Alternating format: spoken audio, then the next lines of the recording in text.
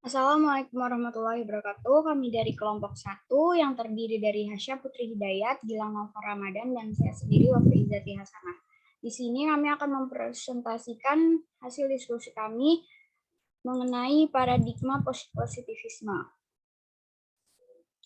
Pengertian. Post-positivisme adalah aliran yang ingin memperbaiki kelemahan pada positivisme. Post-positivisme berpendapat bahwa realitas memang nyata, sesuai hukum alam, tetapi post-positivisme juga mengungkapkan bahwa manusia tidak mungkin mendapatkan kebenaran dari realitas apabila peneliti membuat jarak dengan realitas atau tidak terlibat secara langsung dengan realitas. Selanjutnya, post-positivisme muncul di abad ke-20. Ini bukan sekedar revisi positivisme, tapi penolakan menyeluruh terhadap nilai inti positivisme. Positivisme menunjukkan bahwa pengamatan kita tidak dapat selalu diandalkan karena mereka juga dapat mengalami kesalahan. Inilah mengapa post-positivisme dianggap sebagai realis kritis yang kritis terhadap kenyataan yang mereka pelajari.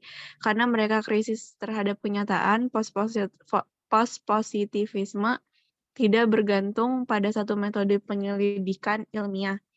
Mereka percaya bahwa setiap metode dapat memiliki kesalahan. Ini hanya bisa dihindari jika sejumlah metode digunakan. Ini disebut triangulasi.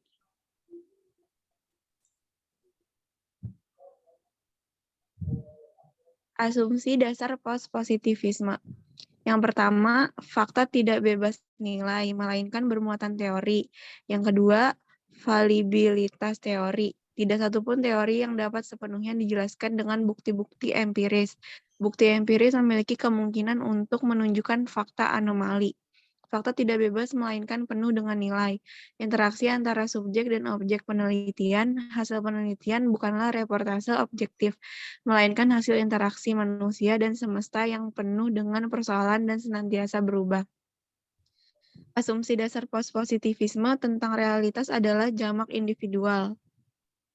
Selanjutnya, hal itu berarti bahwa realitas perilaku manusia tidak tunggal, melainkan hanya bisa menjelaskan dirinya sendiri menurut unit tindakan yang bersangkutan. Yang terakhir, fokus kajian post-positivisme adalah tindakan-tindakan action manusia sebagai ekspresi dari sebuah keputusan.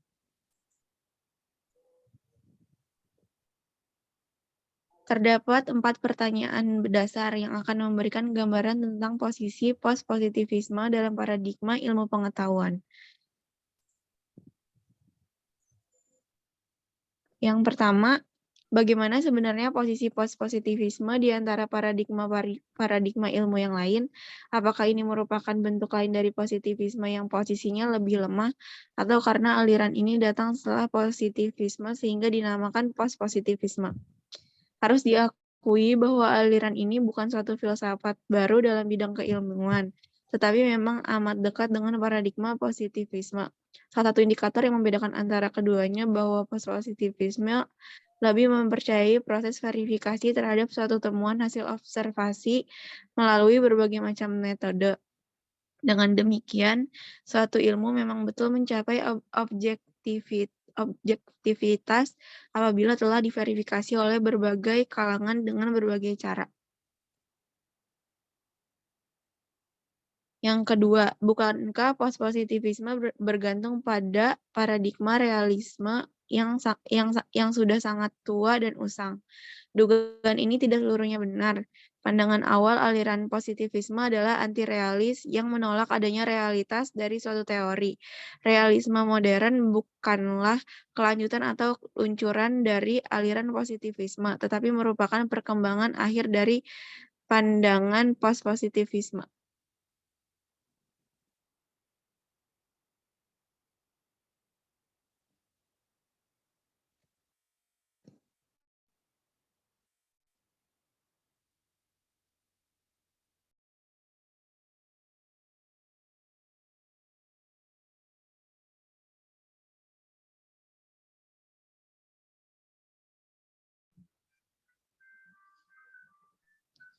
Yang ketiga, banyak post-positivisme yang berpengaruh yang merupakan penganut realisme Bukankah ini menunjukkan bahwa mereka tidak mengakui adanya sebuah kenyataan dan setiap masyarakat membentuk realitas mereka sendiri?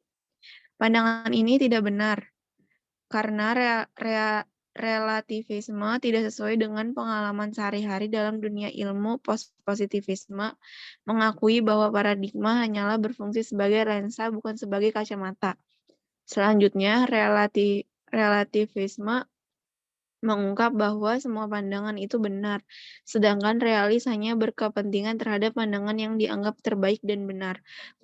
Positivisme menolak pandangan bahwa masyarakat dapat menentukan banyak hal sebagai hal yang nyata dan benar tentang suatu objek oleh anggotanya.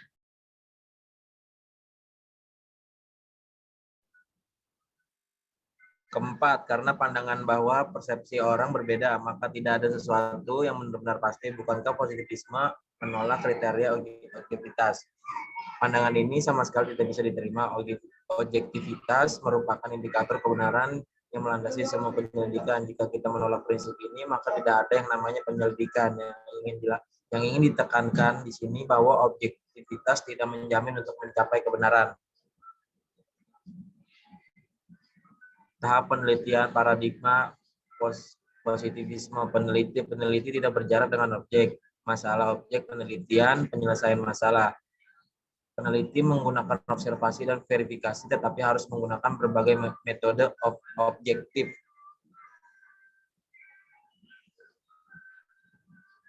Kedudukan paradigma positif dalam kegiatan penelitian terbagi dalam beberapa hal. Yang pertama, paradigma ini berfungsi untuk menemukan kelaziman hukum alam dalam memprediksi dan mengontrol. Paradigma ini menggunakan logika dalam artian sistem deduktif berasal dari aksioma dan hukum. Dalam paradigma positif ini, pembuktian hipotesis membuat-buat kedudukan fakta atau hukum.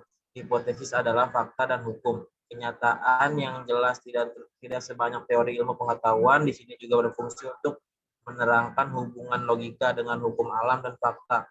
Paradigma ini menggunakan bukti berdasarkan pengamatan yang tepat dan dapat diulang kebenarannya konvensional, bersifat keras internal dan eksternal, validity, reliability, dan objectivity. Dalam paradigma ini berada di luar pengaruh ilmu bebas dari nilai tidak memiliki tempat kecuali pada saat memilih topik. Untuk etika dalam paradigma ini, etika berasal dari kata luar dan menolak manipulasi. Dalam penerapan ilmu sosial, paradigma merupakan hal yang sangat penting. Paradigma sangat membantu peneliti untuk menentukan cara pandang yang tepat dalam melihat suatu masalah. Paradigma juga berfungsi dalam menentukan teori serta metode yang tepat untuk digunakan dalam penelitian. Asumsi ontologi positif bersifat nyata, artinya realita itu mempunyai keberadaan sendiri dan diatur oleh hukum-hukum alam dan mekanisme yang bersifat tetap. Pospositivisme realis kritis, artinya realitas itu memang ada tetapi tidak akan pernah dapat dipahami sepenuhnya. Epistemologi dualis atau objektif adalah mungkin dan esensial bagi peneliti untuk mengambil jarak dan bersikap tidak melakukan interaksi dengan objek yang teliti. Pospositifisme objektif modifikasi, artinya objektivitas tetap merupakan pengaturan regulator yang ideal, namun objektivitas hanya dapat diperkirakan dengan penekanan khusus pada penjaga eksternal seperti tradisi dan komunitas yang kritis.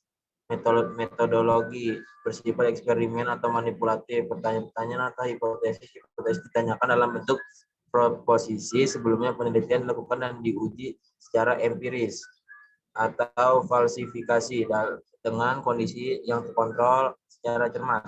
Bersifat eksperimental atau manipulatif yang dimodifikasi, maksudnya menekankan sifat ganda yang kritis, memperbaiki ketidakseimbangan dengan melakukan penelitian dalam latar yang alamiah. Yang lebih banyak menggunakan metode kualitatif, lebih tergantung pada teori grounded dan memperlakukan upaya penemuan dalam proses penelitian. Thank you. Assalamualaikum.